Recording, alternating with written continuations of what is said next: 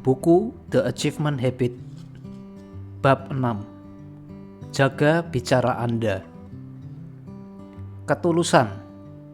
Jika Anda bisa memalsukannya, palsulah Anda. George Burns. Cara kita berkomunikasi dengan orang lain berpengaruh signifikan terhadap pandangan mereka terhadap kita. Bukan hanya apa yang kita katakan, tapi juga bagaimana kita mengatakannya. Menjadi komunikator yang andal akan memperbaiki relasi, membuka peluang bagi pekerjaan yang lebih baik, dan membuat kita mampu menjangkau audiens yang lebih banyak untuk menyampaikan pesan apapun yang kita inginkan. Bahasa memengaruhi cara pandang kita. Pakar relasi publik dan iklan tahu persis tentang hal ini dan bagaimana menggunakannya. Demikian pula para politikus, pemerintah, dan berbagai macam seniman. Sudah lama diketahui bahwa menggunakan nama yang berbeda untuk hal yang sama akan memicu perilaku yang berbeda pula. Untuk mencapai tujuan kita, maka penting untuk mengetahui apa dampak dari pilihan kata dan gaya bicara yang kita gunakan terhadap diri sendiri. Begitu kita memahami hal tersebut, maka kita bisa mengatur cara bicara kita agar lebih selaras dengan apa yang kita tuju dan kondisi yang kita hadapi. Ya atau tidak? Mari awali dengan dikotomi sederhana, ya dan tidak. Ada banyak situasi ketika kita mengatakan salah satunya, padahal yang dimaksud adalah kebalikannya. Di beberapa budaya, ada situasi tertentu ketika orang dianggap tidak sopan jika berkata tidak. Sementara budaya lain memperbolehkan seseorang mengatakan tidak ketika yang dimaksud sebenarnya adalah ya. Misalnya di Iran, Anda sebaiknya menolak dulu ketika tuan rumah menawari Anda makanan atau minuman. Jika dia masih mendesak Anda agar bersedia menerima, barulah Anda katakan ya. Saya sering menggunakan ya dan tidak di latihan sederhana. Saya meminta orang agar berpasangan, lalu saling berbicara. Satu orang akan terus-menerus berkata ya, dan setiap kali itu pula lawan bicaranya menjawab dengan tidak. Setelah beberapa saat, saya akan meminta mereka untuk berganti peran. Orang yang tadinya berkata ya jadi tidak, dan yang tadinya berkata tidak jadi ya. Kebanyakan orang merasa lebih mudah untuk mengatakan ya. Meskipun sebagian besar orang menyatakan bahwa mereka lebih nyaman untuk berkata tidak, dan hanya sedikit yang merasa tidak ada perbedaan di antaranya. Hal yang menarik bagi saya terletak pada dinamika di antara kedua orang tersebut. Bentuk dinamikanya bisa sangat beragam. Contohnya, ada yang menggunakan dinamika berargumen, percakapan ringan sederhana, lelucon, atau bahkan bermesraan. Intinya adalah agar partisipan bisa menangkap perbedaan antara lirik dan musik di dalam sebuah percakapan. Dalam latihan ini saya yang menulis liriknya. Ya, tidak, ya, tidak, ya, tidak. Dan mereka bisa menentukan musiknya, bahkan koreografinya. Bagaimana nada dan gestur yang digunakan ketika mereka menyampaikan ya dan tidaknya. Setelah mereka mengendapkan pembelajaran dari latihan ini, seringkali mereka jadi bisa menyadari pilihan musik yang mereka ambil. Kesadaran ini membantu mereka mencapai pemahaman diri yang lebih baik lagi. Dan atau tapi. Lirik yang cenderung mendominasi musik adalah kata dan tapi. Situasi nyata hampir selalu memiliki konjungsi dan, bukan tapi. Meskipun begitu, kita terlalu sering mengganti dan dengan tapi. Peralihan ini begitu umum dilakukan sampai-sampai rasanya itu adalah hal yang besar. Sayangnya hal tersebut menimbulkan efek pergantian dari yang awalnya hanya pernyataan netral menjadi pernyataan negatif. Mari saya contohkan. Aku ingin pergi ke bioskop, tapi ada pekerjaan yang harus kulakukan. Kalimat tersebut menggunakan tapi untuk menyatukan kedua frasa. Aku ingin pergi ke bioskop, dan Anda ada pekerjaan yang harus kulakukan. Mari kita anggap bahwa di situasi nyata, kedua pernyataan itu memang benar adanya. Maka seharusnya kalimat yang menggambarkan situasi nyata adalah aku ingin pergi ke bioskop dan ada pekerjaan yang harus kulakukan. Sebenarnya bioskop dan pekerjaan tidaklah saling bertentangan. Penggunaan kata tapi umumnya dilakukan, dan itu tidak menggambarkan situasi yang sebenarnya. Ketika Anda menggunakan kata tapi, Anda menciptakan konflik dan kadang alasan bagi diri sendiri yang sebenarnya tidak ada. Jika menggunakan kata dan, maka tidak ada masalah. Anda tinggal memilih mau pergi ke bioskop atau melakukan pekerjaan yang ada. Kata tapi menutup ruang dialog, sementara dan membukanya. Terlebih lagi, biasanya kata tapi diikuti dengan alasan yang diada-adakan. Dalam istilah improvisasi, tapi adalah penghambat. Maka menghindari penggunaan sesering mungkin. Di mana Anda meletakkan tapi? Apapun yang berusaha Anda capai, perhatikan di mana Anda menghambat diri sendiri dengan menutup percakapan menggunakan kata tapi. Misalkan tujuan Anda adalah ikut program magang yang terkenal, yang mensyaratkan Anda untuk sering bepergian. Aku mau magang di sini, tapi aku takut naik pesawat terbang. Kata Anda pada diri sendiri. Maka yang didengar otak Anda adalah, oh ya sudah, c'est la vie. Berarti kita tidak akan ikut magang yang ini.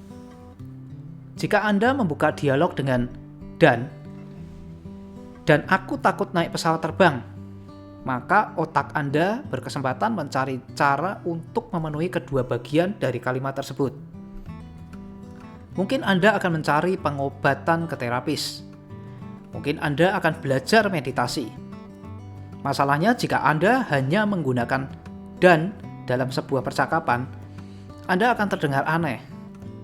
Saya pernah mencoba bertahun-tahun yang lalu, bereksperimen menghabiskan sepanjang akhir pekan dengan lebih banyak menggunakan dan daripada tapi. Percayalah, Anda tidak ingin melakukannya. Ketika saya mendapatkan situasinya lebih tepat untuk mengatakan tapi di mulut, saya sering mengatasinya dengan secara bersamaan mengganti di dalam hati menjadi dan. Ini manjur untuk saya, kecuali ketika ada orang yang pernah mengikuti lokakarya saya mendengar tapi yang diucapkan, lalu dia unjuk kepintaran dengan mengoreksi saya di hadapan orang banyak. Saya tersenyum dan tidak menyukai hal itu. Tolong jangan sok tahu. Perbaiki saja diri Anda sendiri. Jika Anda mau memperbaiki teman dan keluarga Anda, beri mereka buku ini. Itu akan jauh lebih baik untuk hubungan Anda. Giliran Anda. Untuk lebih meresapi hal ini, 5 kali berikutnya Anda menggunakan kata tapi, ubahlah menjadi dan di benak Anda. Lakukan dalam hati dengan mengulang apa yang Anda ucapkan di mulut. Hanya saja satu kata ini yang diganti. Perhatikan bagaimana rasanya. Harus atau ingin. Kata selanjutnya dalam daftar kita yang sebaiknya dikurangi penggunaan adalah frasa saya harus. Biasanya situasi nyatanya lebih tepat digambarkan dengan frasa saya ingin. Daripada berdebat mengenai hal ini, saya selalu meminta orang-orang untuk melakukan sebuah eksperimen yang paling baik jika dilakukan berpasangan. Ada susun kalimat-kalimat yang diawali dengan saya harus. Pasangan Anda lalu akan menimpali dengan menggantinya menjadi Anda ingin. Misalnya Anda berkata, saya harus menyelesaikan pekerjaan saya. Dan pasangan Anda menimpali, Anda ingin menyelesaikan pekerjaan Anda. Ini berlaku untuk segala situasi dan bertujuan untuk menunjukkan bahwa pilihan dan keinginan Anda lah yang berperan besar pada sebuah keputusan. Bahwa Anda tidak dipaksa untuk melakukan apapun. Misalnya, saya harus bernapas, diubah jadi saya ingin bernafas. Apa? Saya memang harus bernafas? Mungkin begitu sanggah Anda. Betul, jika Anda ingin tetap hidup, Anda punya pilihan untuk bunuh diri dan berhenti bernafas. Memilih untuk terus bernafas adalah langkah yang bagus jika Anda ingin tetap hidup. Giliran Anda. Untuk mendalami hal ini, ganti harus dengan ingin dalam benak Anda pada kali berikutnya Anda berkata, saya harus. Lakukan tanpa suara, cukup mengulang apa yang Anda ucapkan di mulut dengan mengganti hanya satu kata. Latihan ini bagus untuk menyadarkan orang bahwa apa yang mereka lakukan dalam hidup, bahkan hal-hal yang tidak mereka sukai, pada kenyataannya adalah hasil pilihan sendiri. Sesekali seorang akan terjebak pada satu atau dua pilihan. Contohnya seperti yang dialami teman baik saya, Osgur. Ketika dia masih menjadi mahasiswa di kelas saya, dia tidak bisa mengatakan bahwa dia ingin mengambil mata kuliah matematika yang merupakan syarat wajib bagi program gelar masternya. Bahkan dia sebenarnya sama sekali tidak sudi mengambilnya, dan pasti tidak akan mengambilnya kalau saja itu bukan mata kuliah wajib. Setelah lulus, dia bekerja di perusahaan selama setahun, lalu kembali ke Stanford untuk mengambil gelar PhD. Salah satu yang segera dilakukan setelah kembali kuliah adalah mencari dan mengajak saya makan malam hidangan Turki di San Francisco. Ketika itulah dia katakan kepada saya bahwa sekalipun dia masih merasa kewajiban mengambil mata kuliah matematika pada program master ada hal yang menjengkelkan, dia sadar bahwa sebenarnya dia memang ingin mengambil mata kuliah itu karena keuntungannya jauh melampaui rasa kesal saat menjalaninya. Itu adalah momen yang layak ditunggu bagi saya. Saya suka hidangan Turki, dan momen itu mengawali tradisi kami selama beberapa tahun berikutnya, yaitu mencoba setiap restoran Turki yang ada di wilayah tersebut. Bahkan jika Osgur tidak memperoleh kesadaran yang terlambat itu tentang persyaratan mata kuliah matematika, latihan harus atau ingin tetap akan membuatnya sadar. Penting untuk memahami bahwa kehidupan sehari-hari bukanlah sains yang pasti. Di beberapa bidang seperti matematika, satu saja contoh yang menunjukkan kebalikannya sudah bisa dianggap cukup untuk membuktikan bahwa sesuatu tidak berjalan dengan semestinya. Sebaliknya, pandangan saya mengenai hidup adalah jika Anda melakukan sesuatu yang hampir setiap kali hasilnya sukses, maka Anda bisa menganggap hal itu sebagai petunjuk yang baik. Jika Osgur menelaah seluruh hidupnya dan satu-satunya hal yang harus dia lakukan, tapi dia tidak ingin melakukannya adalah mata kuliah wajib matematika, maka lebih baik dia menjalaninya seperti dia memang ingin melakukan semua yang pernah dilakukannya. Pernahkah Anda mendengar ungkapan, perkecualian membuktikan aturannya? Nah, jika Anda kesulitan menemukan satu saja perkecualian, maka Anda mungkin menjalani hidup Anda seolah aturannya memang valid. Tidak bisa atau tidak mau. Berikutnya mari kita uji saya tidak bisa dengan saya tidak mau. Cara untuk mengujinya bisa menggunakan prosedur yang sama dengan latihan-latihan sebelumnya.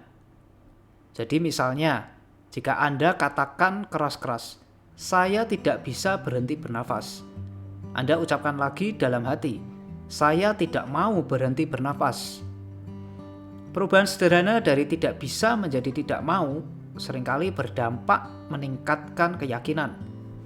Tidak bisa mengindikasikan kondisi tak berdaya, sementara tidak mau menunjukkan kehendak dan pilihan. Latihan mengganti kata yang juga perlu dilakukan adalah saya perlu menjadi saya ingin, dan saya takut menjadi saya mau. Lakukan ini kali berikutnya Anda menyadari bahwa Anda mengatakan saya perlu atau saya takut. Perubahan sederhana ini membawa perbedaan. Perasaan Anda tentang diri dan perilaku sendiri menjadi lebih positif. Tolong dan harus. Dua kata lain yang sebaiknya dibuang atau dikurangi penggunaannya adalah tolong dan harus. Jika Anda bandingkan tolong dan membantu, kerumitan penggunaan kata tolong akan tampak lebih jelas. Ketika Anda menolong seseorang, ada kesan bahwa orang yang ditolong adalah orang yang tidak berdaya.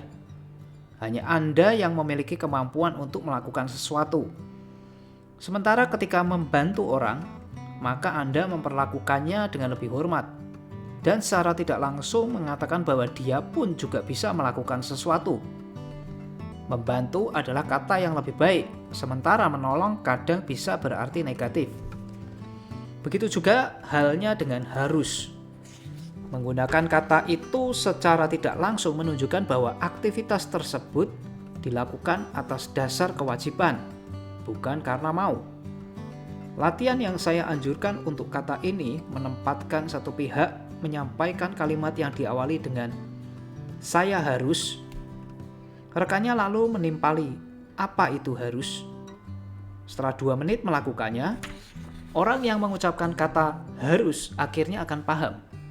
Dan lalu perannya ditukar, sehingga rekannya juga bisa menangkap keabsurdan dari harus yang dikatakannya.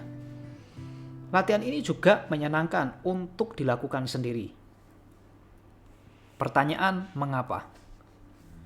Sebisa mungkin hindari bertanya mengapa dalam percakapan antar perorangan.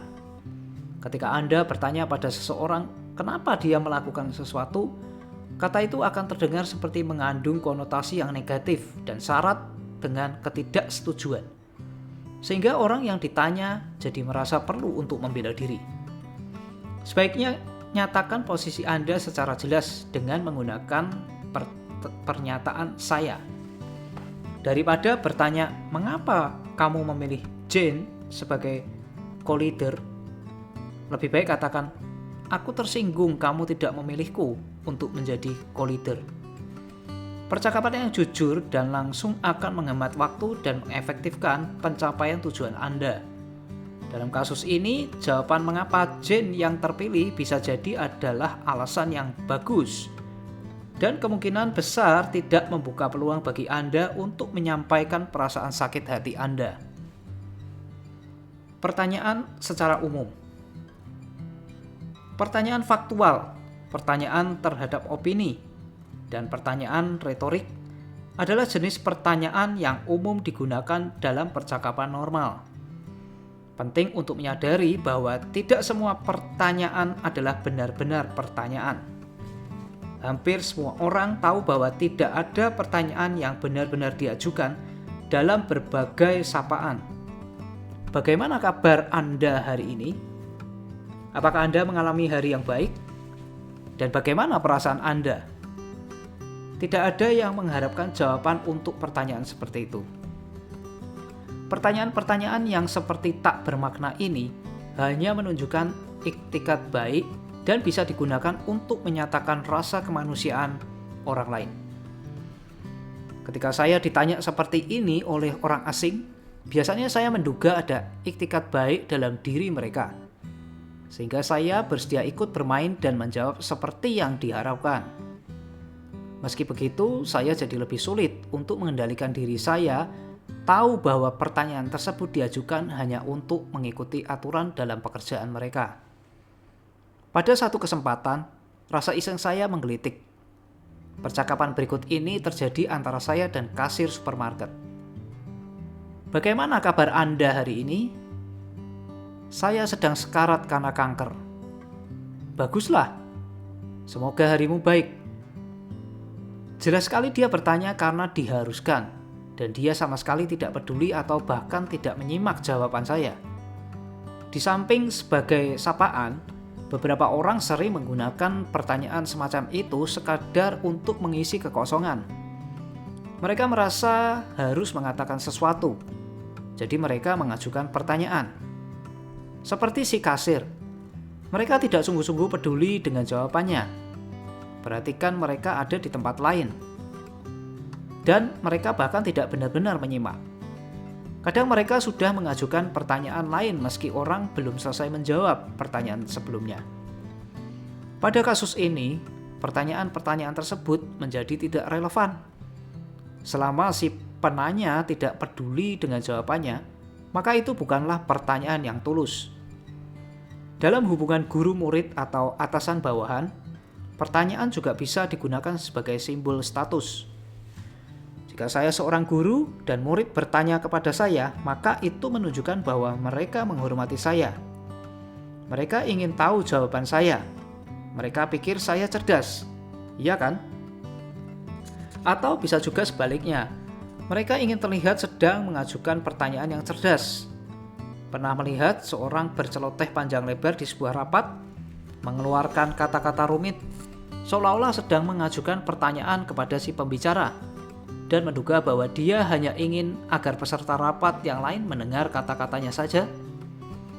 Orang yang diberi ujaran itu pertanyaan yang bagus akan memperoleh status. Bisa saja memang tujuan utamanya adalah dipandang mampu berkomunikasi secara setara dengan orang yang posisinya lebih tinggi. Pada suatu musim panas, saya mengajar para ilmuwan muda di sebuah resort di Laut Hitam milik orang berkebangsaan Bulgaria. Saya sudah menantikan pesta perpisahan pada malam terakhir setelah minggu yang panjang. Ketika tiba di pesta, acaranya sudah dimulai dengan sangat meriah. Saya menuju meja minuman dan menuang segelas wine untuk diri sendiri. Ketika saya berbalik menghadap ruangan, semua orang sudah duduk di lantai dan menatap saya. Saya bertanya kepada dosen yang berwenang, "Apa yang terjadi?" Dia katakan bahwa mereka ingin mengajukan pertanyaan kepada saya. Menghabiskan malam dengan menjawab pertanyaan adalah hal yang tidak terpikirkan oleh saya. Tapi saya tidak mau berlaku tidak sopan. Saya merasa harus responsif. Jadi saya minta mereka yang ingin bertanya untuk mengangkat tangan.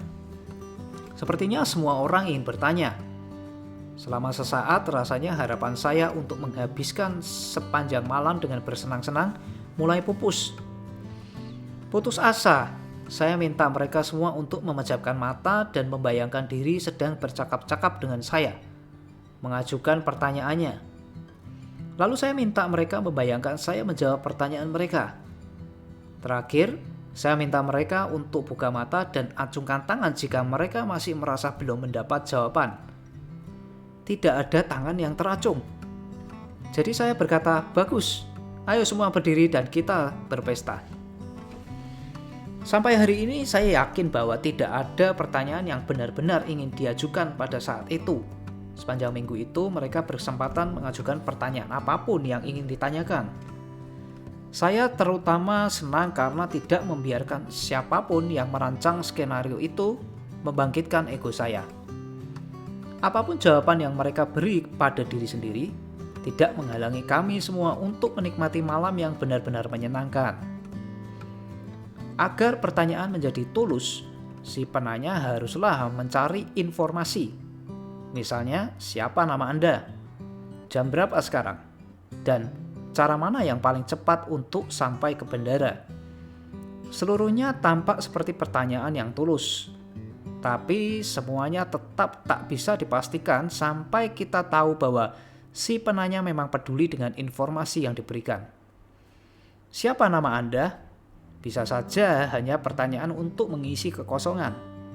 Jam berapa sekarang? Bisa saja hanya godaan. Cara mana yang paling cepat untuk sampai ke bandara? Bisa saja jadi jebakan rekan kerja Anda agar Anda menanyakan padanya tentang liburan seru yang hendak dilakukannya. Beberapa pertanyaan memiliki kekuatan yang menciptakan interaksi transformatif. Jika ketika Anda menanyakan sesuatu, Anda dan orang lain menjadi memikirkan hal tersebut, berarti yang Anda ajukan adalah pertanyaan generatif. Jika kemudian Anda memang sungguh peduli tentang itu, maka pertanyaan tersebut tulus dan generatif. Pertanyaan ini memunculkan dialog yang di dalamnya seluruh pihak saling mendengarkan dan sepenuhnya terlibat dalam pembicaraan tersebut. Si penanya tidak semata mendapatkan jawaban yang benar. Pertanyaan itu menghasilkan percakapan antara si penjawab dan si penanya yang mengganti peran sebelumnya. Pencari informasi dan advokasi. Pertanyaan generatif yang tulus adalah pertanyaan yang produktif bagi kedua pihak yang terlibat. Hasil yang didapatkan jauh lebih banyak dari sekedar pertukaran informasi umum. Kesuksesan seringkali berhubungan dengan relasi antar perorangan. Dengan kata lain, kita lebih baik jika bersama-sama. Ketika kolega dan atasan Anda menghormati Anda, maka pencapaian Anda akan jadi lebih jauh. Ketika teman Anda merasa Anda sungguh-sungguh tulus, maka persahabatan yang terjalin lebih bermakna dan tahan lama. Bahkan pada level alam bawah sadar, orang akan menjawab saja jika Anda mengajukan pertanyaan basa-basi. Jangan isi kekosongan dengan hal itu. Jika Anda hendak bertanya kepada kolega, bagaimana kabar Anda hari ini? Simaklah jawabannya. Konteks. Konteks yang melingkupi kata-kata Anda berpengaruh besar terhadap makna yang dikandung dan bagaimana orang menangkapnya. Saya pernah mengalami pengalaman mengatakan sesuatu kepada seseorang dan lalu terkejut ketika saya tahu orang lain mendengarkan sesuatu yang benar-benar berbeda. Saya dan istri hendak meninggalkan pesta di Stanford Faculty Club. Saat kami melewati pintu depan, Ruth berkata pada saya, "Ya ampun, aku senang bisa keluar dari sini." Ron, ketua jurusan saya dan sekaligus penyelenggara pesta, berada tepat di belakang kami dan mendengar komentar tersebut. Dia berkata, "Ruth, pestanya tidak seburuk itu kan?" Ruth akhirnya menjelaskan bahwa sepatunya membuat kakinya sakit. Jadi dia sudah tidak sabar untuk sampai di mobil dan melepaskannya. Dia meyakinkan Ron bahwa dia sangat menikmati pesta tadi. Memang itu faktanya. Saya hanya tidak yakin sampai hari ini apakah Ron mempercayai penjelasan tersebut. Meskipun ada banyak penyebab terjadinya kesalahpahaman, salah satu yang terutama adalah konteks yang melingkupi sebuah percakapan. Ketika mengajar, kesalahan dalam merangkai konteks adalah salah satu penyebab utama munculnya kesalahpahaman. Sebagaimana yang terjadi dengan Ruth dan Ron.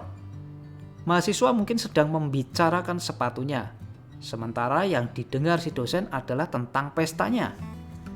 Kata yang sama bisa mengandung makna yang berbeda, kecuali konteksnya diperjelas. Di kelas, cara yang menurut saya baik untuk memastikan bahwa kami semua berada di konteks yang sama adalah dengan meminta mahasiswa bertanya tentang bahan yang diajarkan. Secara berkala, saya mewajibkan mahasiswa untuk bertanya. Jika jumlah mahasiswanya ada 20 atau kurang, saya mewajibkan seluruhnya untuk bertanya. Jika jumlah mahasiswanya lebih banyak, saya memilih secara acak. Saya sering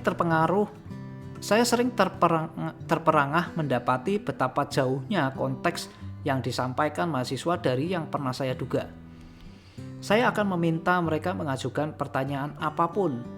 Semakin konyol pertanyaannya semakin baik. Dan ternyata didapati bahwa sebagian di antara mereka telah benar-benar salah memahami pelajarannya. Ini adalah cara yang bagus untuk menempatkan seluruh pihak ke dalam konteks yang sama sebelum ada yang tersesat lebih jauh. Saya banyak bekerja sama dengan kolega dari berbagai bidang ilmu dan negara. Lagi-lagi, konteks menjadi penting agar pembicaraannya bisa bermakna. Bertahun-tahun yang lalu, saya mengadakan kelas Computer Aided Design atau desain menggunakan komputer. Teman baik dan kolega saya, Do, ingin mengikutinya. Kami berdua punya latar belakang matematika yang sangat kuat. Saya dari sistem riset mekanik dan dia dari sistem riset kimia. Kami sama-sama cukup akrab dan saling terbuka. Saya rasa para mahasiswa sebelumnya atau bahkan sesudahnya tidak pernah mengikuti kelas yang di dalamnya ada satu dosen mengajar dan dosen lain duduk di antara peserta, sambil sesekali berteriak, "Omong kosong." Sesudahnya, kami baru menyadari bahwa kami tidak berada pada konteks yang sama. Meski sama, kata-kata tersebut memiliki arti yang sama sekali berbeda dalam bidang kami masing-masing. Saya dan Do sama-sama merasa senang, dan apa yang terjadi di kelas cukup menghibur para mahasiswa. Jadi semuanya tidak ada masalah.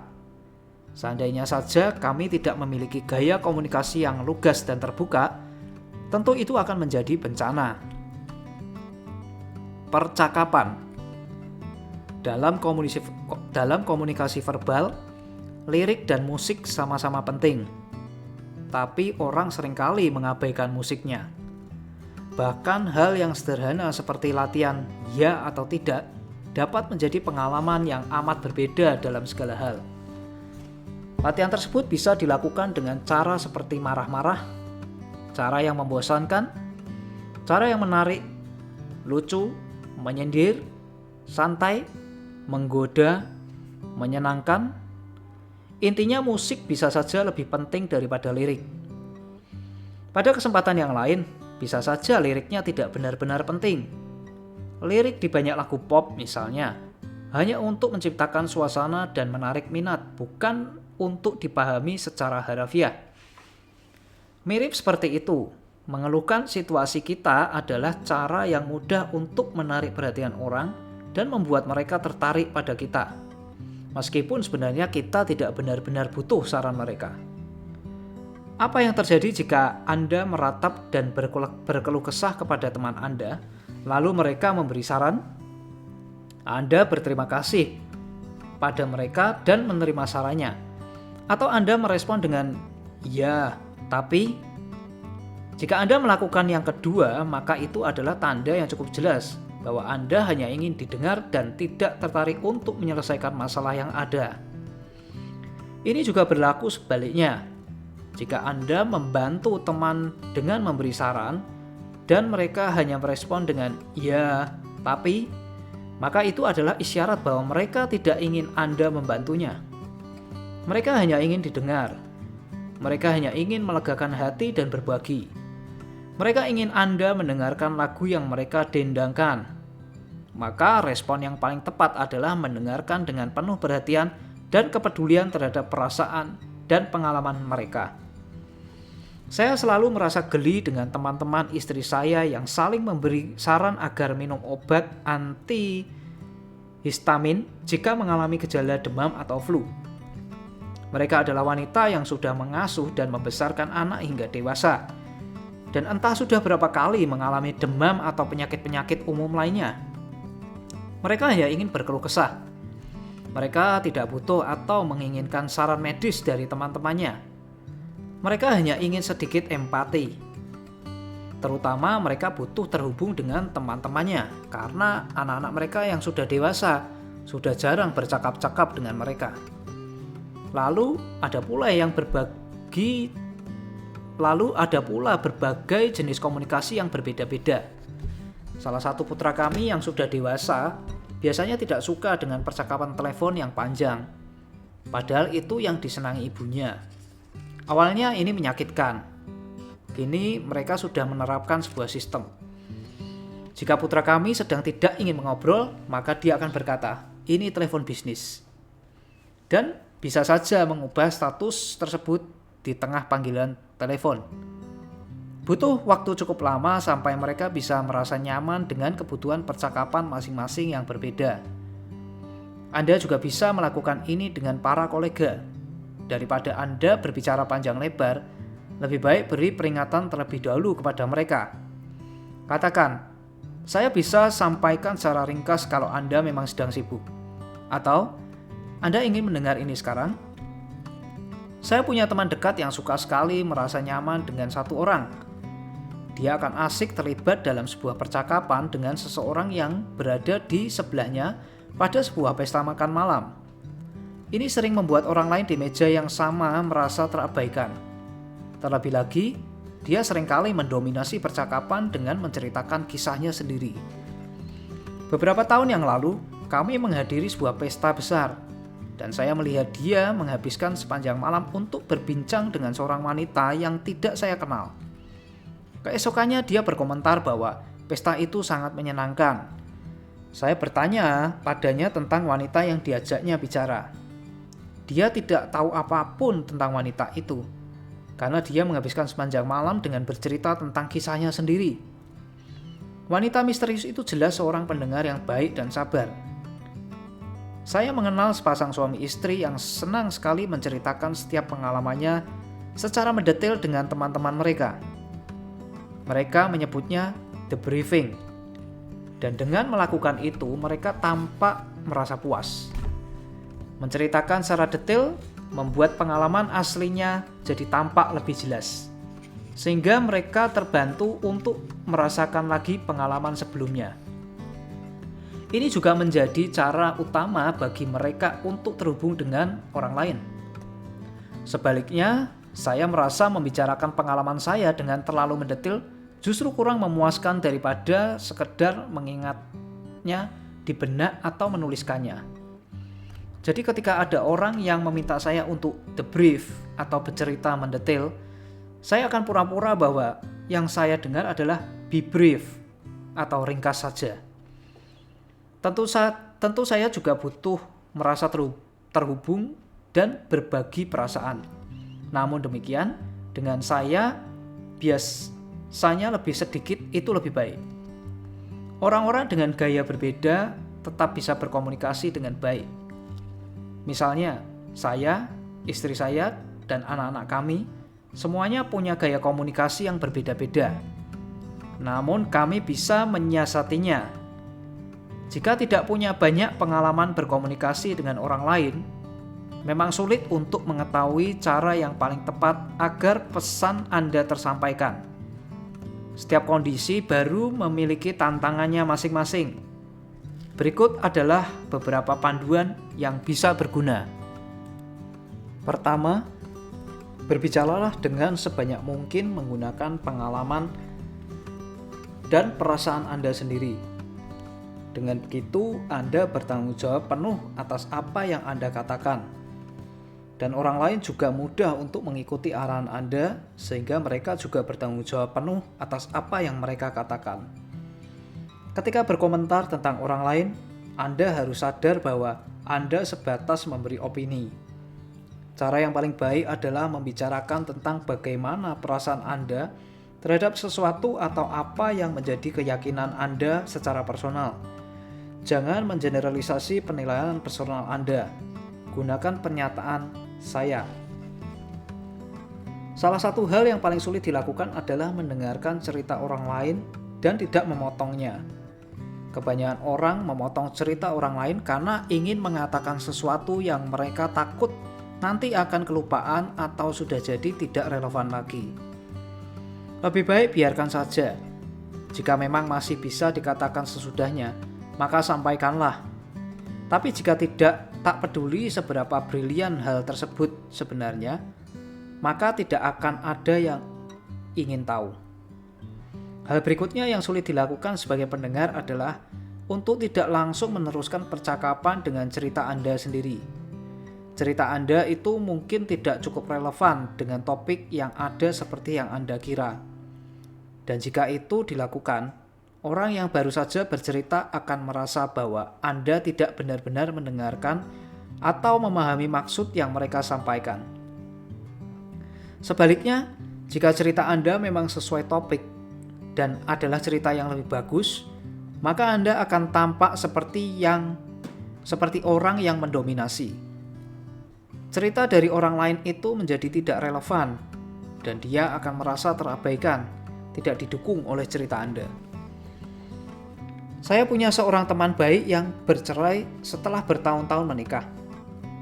Begitu dia berpisah dengan istrinya, dia mengabari teman-teman dekatnya untuk memberitahu secara langsung. Secara umum, pemberitahuan yang dilakukan diikuti dengan cerita-cerita para pendengarnya secara krisis-krisis.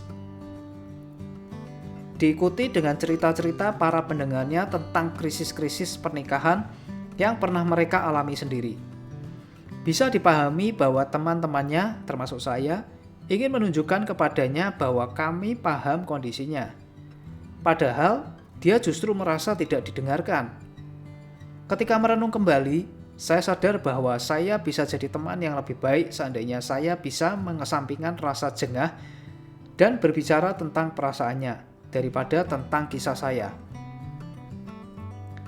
Di balik setiap komunikasi terdapat maksud yang dipertanyakan.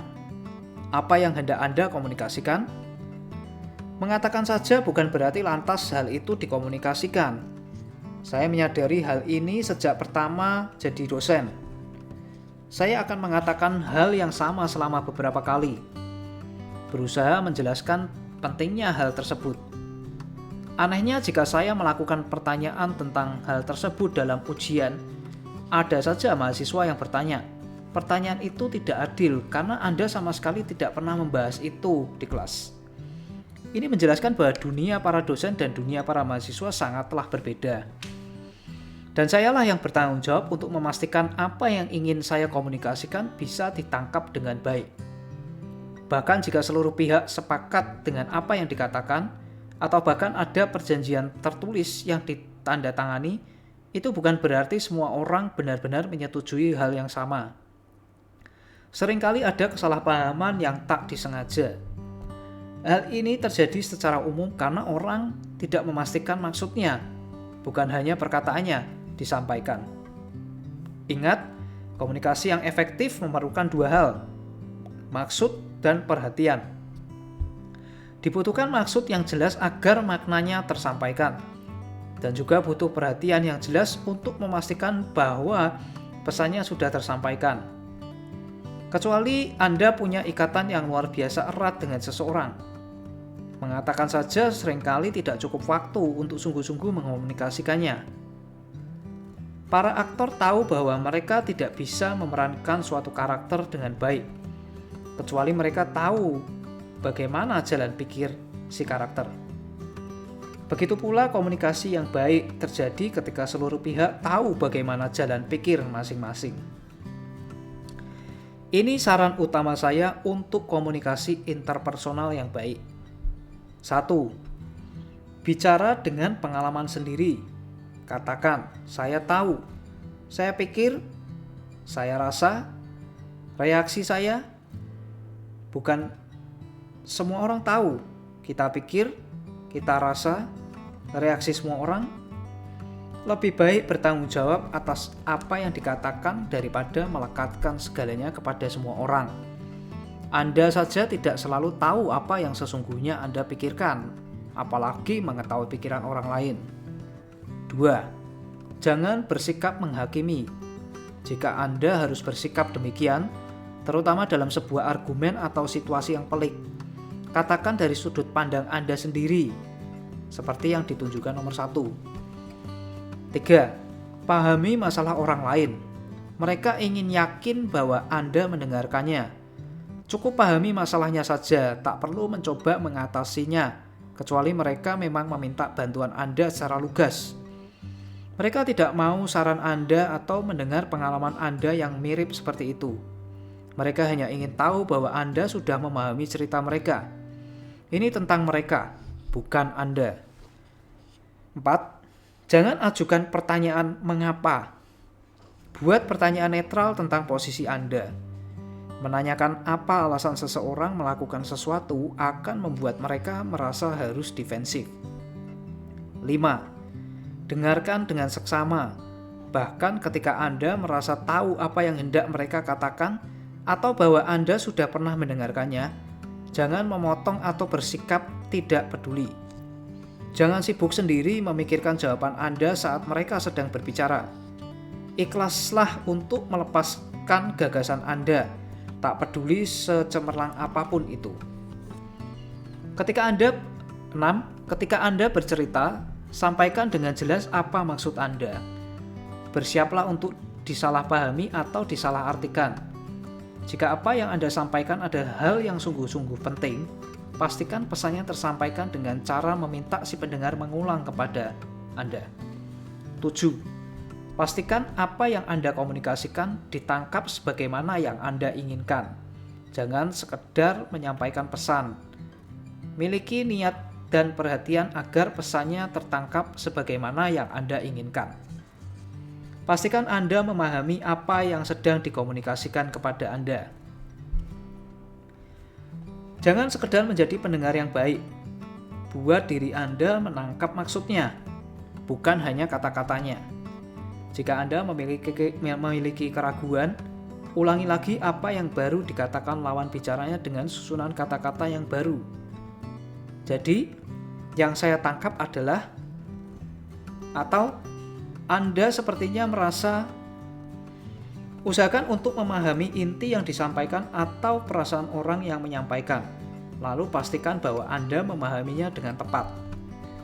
Inilah yang disebut dengan mendengar aktif. Sebuah frasa yang diungkapkan oleh Thomas Gordon. Awal-awal melakukan ini mungkin Anda merasa jengah atau sering mengulang yang dikatakan orang bukanlah hal yang dilakukan kebanyakan orang. Tapi efek yang dihasilkannya luar biasa besar. Ketika orang merasa dimengerti, maka Anda sudah memberikannya hadiah yang berharga. Percakapan yang sulit. Salah satu cara untuk sukses bekerja dalam kelompok adalah kemampuan melalui percakapan yang sulit. Mudah sekali untuk menghindari percakapan yang langsung menyasar perasaan Anda atau membahas masalah yang pelik. Ironisnya, menghindari percakapan yang sulit biasanya justru memperburuk situasi, bukan membuatnya lebih baik. Jika dilakukan dengan tepat, percakapan yang sulit akan memperbaiki segala sesuatunya dengan cepat dan bisa mengubah suasana dalam arti yang positif. Saya mendapati hal ini berlaku baik di pekerjaan maupun di rumah. Jika salah seorang mengambil inisiatif untuk melakukannya, maka pihak lain akan mengikuti. Mudah. Anda hanya cukup mengatakan bagaimana perasaan Anda dan apa yang Anda pikirkan, dengan memastikan bahwa Anda tidak sedang menyerang lawan bicara. Saya masih ingat perasaan senang dan kohesi kelompok positif 30 tahun yang lalu, yang saat rapat pengajar, divisi desain memberanikan diri untuk mengatakan kepada anggota pengajar yang paling muda bahwa kami ingin agar dia pergi saja. Sudah jelas bahwa dia tidak akan bisa menyelesaikan tesis PhD-nya jika dia terus menjadi dosen di Stanford. Setiap orang, termasuk orang yang diusir, berbicara dengan terbuka dan dari lubuk hati terdalam. Saya sudah berkali-kali menemukan bahwa jika ada satu orang yang mulai berbicara di dalam hati, dari hati, maka orang lain akan mengikutinya, sehingga rasa kesatuan dan komitmen dalam kelompok juga meningkat tajam. Sebaliknya, jika pembicaraan hanya berkisar di level permukaan atau impersonal, maka rasa frustrasi dan terasing akan bertambah. Para sosiolog membahas tentang konflik realistis dan non-realistis. Konflik realistis adalah ketidaksepakatan yang berorientasi pada tujuan. Maksudnya, pihak-pihak yang berlawanan harus mencari pemecahan tentang sesuatu yang spesifik. Ketika konflik semacam ini muncul di dalam relasi yang baik, maka resolusi yang didapat adalah wujud kemajuan untuk mencapai tujuan. Konflik non-realistis intinya adalah tentang hal berbeda dari yang sedang dibicarakan. Tujuan utamanya, paling tidak bagi salah satu pihak, adalah untuk menurunkan ketegangan. Tujuannya sama sekali bukan untuk memecahkan suatu masalah. Konflik ini timbul jika tidak ada kesetaraan yang sesungguhnya di dalam kelompok. Adanya hanya pseudo mutuality, yaitu orang berpura-pura relasi mereka dengan orang lain adalah sesuatu yang berharga, padahal tidak demikian. Mereka bisa saja sedang menyembunyikan citra diri yang buruk, atau rasa keterasingan atau iri. Apapun penyebabnya, mereka mengalami ketidaknyamanan yang berujung pada ketegangan. Dengan memunculkan konflik non-realistis, Mereka sebenarnya sedang mencari jalan keluar sementara dari ketegangan yang ada, kecuali akar permasalahannya diatasi. Pada situasi buruk, konflik ini hanya bisa dikesampingkan sebentar saja. Kemampuan komunikasi yang baik berdampak pada setiap aspek dalam kehidupan Anda. Kemampuan ini bisa menentukan antara mendapat pekerjaan atau tidak, menjalin hubungan yang penting dengan orang lain atau tidak, dan melewati krisis publik tanpa terlalu mencederai reputasi Anda atau menjadi orang yang tidak diperhitungkan. Kita memilih presiden lebih berdasarkan pada gaya komunikasi mereka daripada aspek lain. Kita menghargai orang yang berkomunikasi secara terbuka dan jujur, dan kita menghindari orang yang tidak peka terhadap isyarat sosial, bahkan ketika tidak ingin dipojokkan atau ditahan di telepon selama setengah jam. Komunikator paling andal bukanlah orang yang tahu kata-kata paling manis. Komunikator yang paling andal adalah orang yang memperhatikan dan membuat orang lain tahu bahwa mereka telah didengarkan.